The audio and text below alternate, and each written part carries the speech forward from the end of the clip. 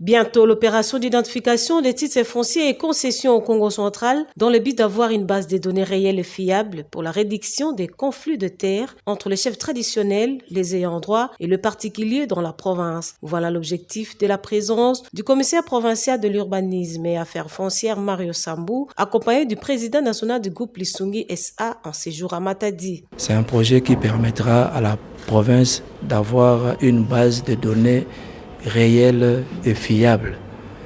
Et vous savez bien, l'autorité provinciale, lors de son intervention à l'Assemblée provinciale en ce qui concerne les affaires foncières, ils nous ont très bien spécifié en termes de conflits fonciers. Donc cela va de la réduction des conflits fonciers et ensuite de l'accroissement des recettes au niveau de la DGRCAC. Nous sommes dans la lignée de son Excellence et il s'avère que le projet que nous lui proposons, il vient un peu comme une surprise pour Pâques, parce que le gouvernement provincial était à la recherche de ce genre de projet et nous sommes tout prêts à l'accompagner très rapidement, tenant compte que la base même du projet existe déjà.